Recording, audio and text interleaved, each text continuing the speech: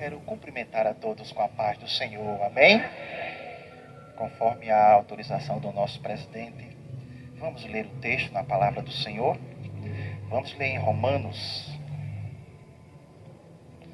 no capítulo 10.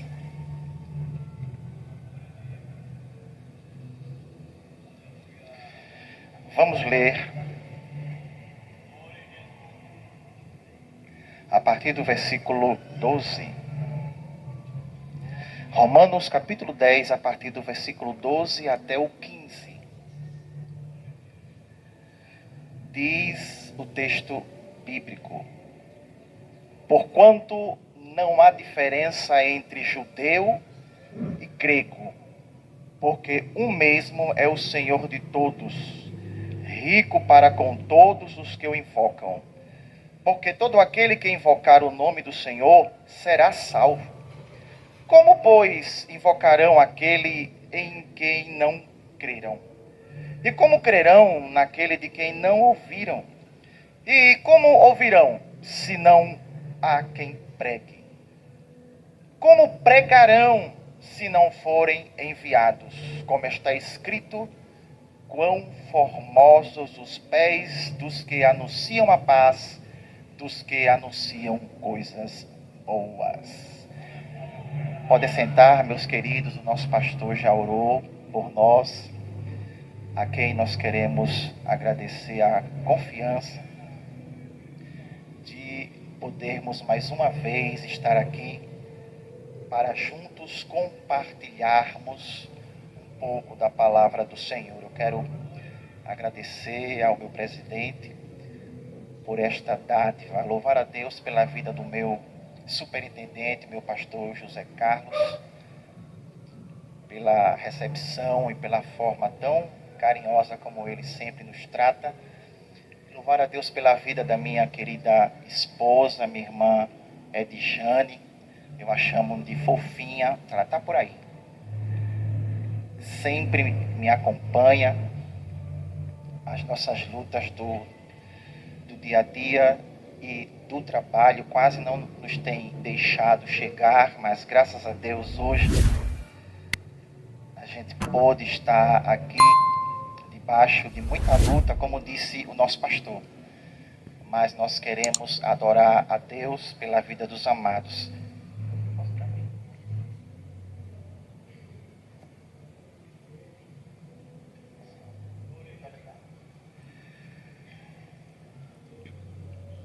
Meus queridos e amados irmãos, quão formosos são os pés daqueles que anunciam coisas novas, boas novas. O capítulo 9 e o capítulo 10 de Romanos, Paulo ele está falando sobre a conduta do povo de Deus, os judeus, para com Deus e para com o Evangelho e para com a justiça de Deus. O nosso querido Paulo, no capítulo 9, ele chega a dizer que ele teria o anseio de ser separado de Cristo. Olha só. Se esta separação dele de Cristo trouxesse a nação de Israel aos pés do Senhor Jesus.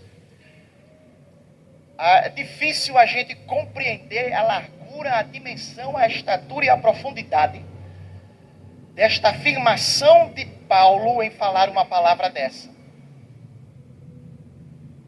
De poder ansiar ser separado de Cristo, se esta separação trouxesse a sua nação, povo de Israel, aos pés de Cristo. E Paulo, ele no capítulo 9 e no capítulo 10, ele vai falar que a culpa da queda de Israel é do próprio Israel, é do próprio Deus, é do próprio Israel, em não acolher a justiça de Deus através do Evangelho. Porque os judeus, como nação, rejeitaram a justiça de Deus que se revelou através da morte de Jesus lá na cruz do Calvário. Paulo chega a dizer no 9:30 de Romanos: que diremos, pois, que os gentios que não buscavam justiça alcançaram justiça, mas a justiça que vem da fé. Enquanto que Israel, que buscava a justiça, não alcançou, porque buscava a justiça pelos seus próprios méritos e através da lei. Enquanto os gentios ouviram uma palavra, a salvação é pela fé, e creram nesta salvação, os judeus resolveram se segurar na lei e dizer: a lei é a salvação. E o texto continua dizendo: porque buscavam as suas próprias obras e tropeçaram na pedra de tropeço. Eis que ponho em Sião uma pedra de tropeço, uma rocha de escândalo, e quem nela crê não será confundido. Essa rocha de escândalo, essa pedra de tropeço, é uma alusão ao próprio Jesus, que veio pregar a palavra, que veio mostrar o caminho do homem aos céus, bastando crer na sua morte lá na cruz e no seu sangue no Calvário. E os judeus, enquanto nação, preferiram a lei, preferiram entender que a salvação vinha através dos méritos próprios, e tropeçaram nesta pedra. Quem não tropeçou nesta pedra, ou seja, creu, obteve a salvação pela graça, que é favor que aquele que recebe não merece.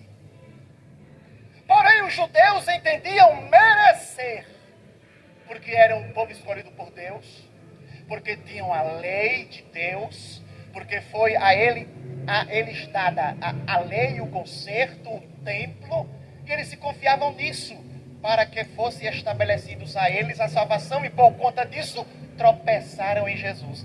Tropeçaram em Jesus. Se escandalizaram nele a ponto de não crer nele. Mas aqueles que creram, foi-lhe dados o poder de serem feitos filhos de Deus. Quem crê aqui, diga amém. Você creu na pedra preciosa de esquina, Jesus Cristo de Nazaré.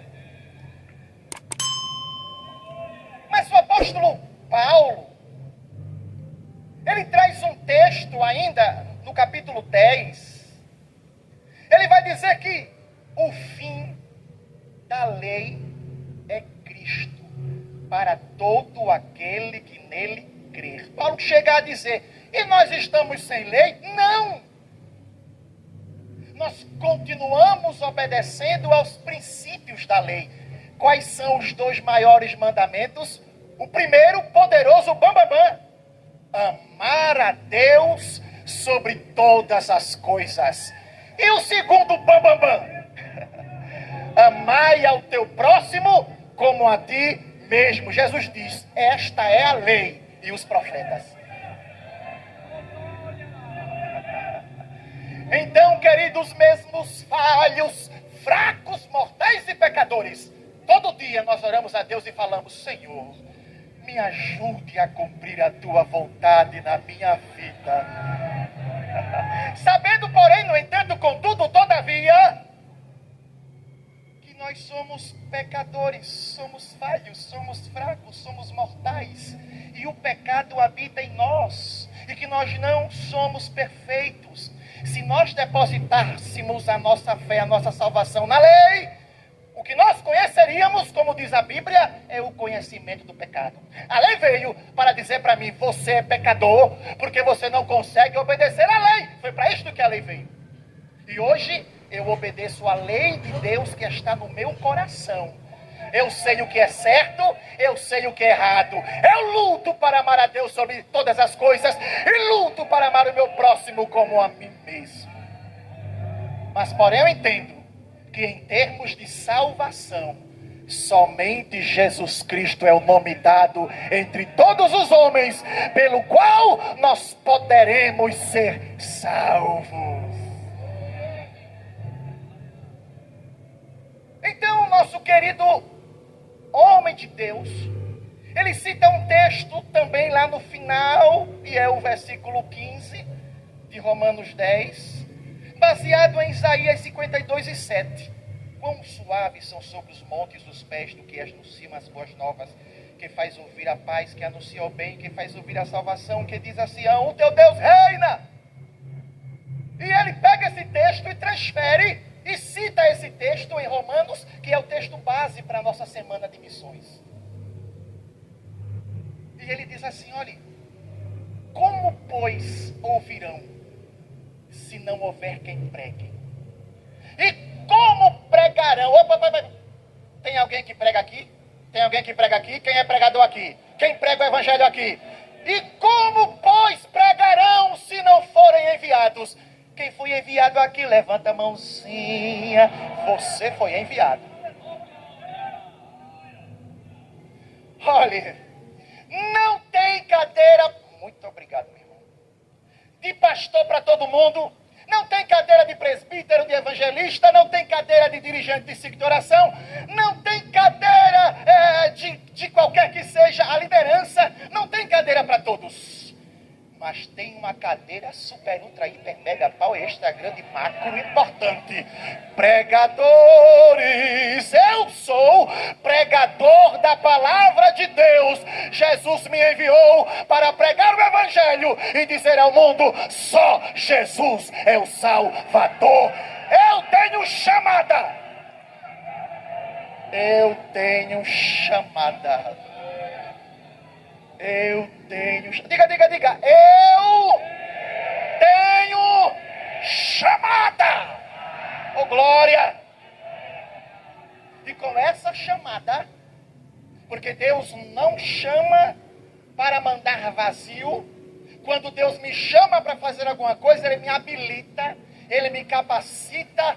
E os textos nos evangelhos, lá no 15 de Marcos, lá em 1 Coríntios 12 e outros textos na Bíblia. Aquele texto lá em Atos, que diz assim, ser-me-eis testemunha, lá em Jerusalém, Judeia, Samaria, até os confins da terra. E o Senhor diz assim, eis que eu envio sobre vós a virtude do Espírito Santo. Tem chamada, mas também tem capacitação, tem habilidade, tem ferramenta para eu usar na obra, tá? Então, gente, pode ficar alegre, porque não é só o pastor, o presbítero, o evangelista e a dirigente que tem ferramentas do Espírito Santo para trabalhar na obra. De novo, quem tem chamada aqui, diga glória! Você tem ferramentas dadas pelo Espírito Santo para poder pregar a sua palavra com autoridade e ousadia. Meu Deus. Então veja como é a nossa responsabilidade.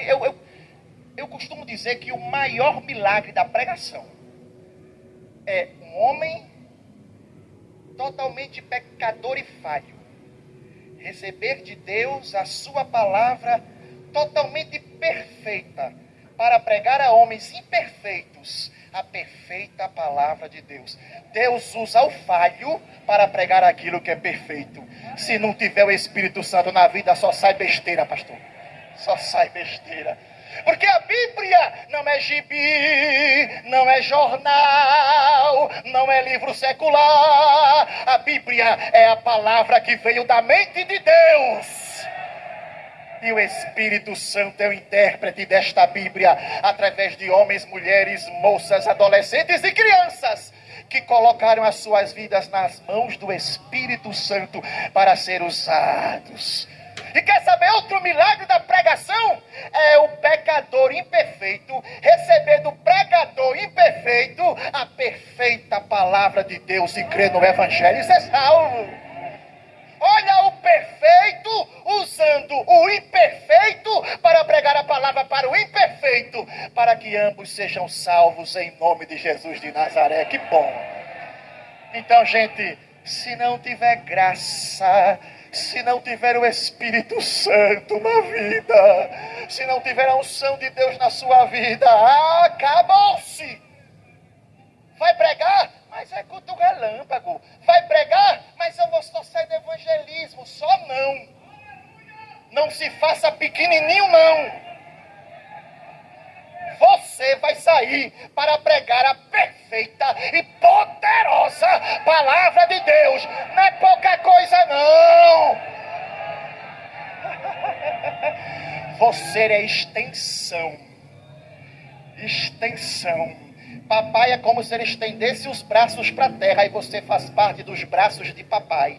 Você é extensão dele e representa a ele sobre a face da terra. Entrou no beco, entrou em uma casa, entrou numa estrada, entrou numa casa pobrezinha, média, ricona, não importa. Aonde você entrar, Jesus de Nazaré está entrando com você. E a unção do Espírito Santo vai fazer uma grande obra através da palavra que você irá pregar. Então não diga, é só isso, é só aquilo, é muita coisa. Eu estou aqui por causa de vocês. Muitos dos que estão aqui estão por causa do colega de lado, que entrou numa casa, foi lá no beco, entrou no valado, entrou em lugares que pessoas não queriam entrar. E Jesus disse, pregue para ela, pregue para ele. E pregou, olha eu aqui. Não é, Rogério? É, Rogério. O homem joga fora, mas Jesus diz, eu quero, a minha graça vai ser sobre ele, e eu vou transformar ele num pregador da palavra, para a minha glória e para a minha honra. Portanto, não fique preocupado se vai ser diácono, se vai ser presbítero, se vai ser dirigente. Não vislumbre posições. Boa coisa é almejar, diz Paulo, almeje, mas tenha pressa não. Abra sua boca no culto relâmpago, abra sua boca no ponto de pregação, abra sua boca lá nos falados pregando a palavra. Jesus que te vê é o Jesus que te apresenta.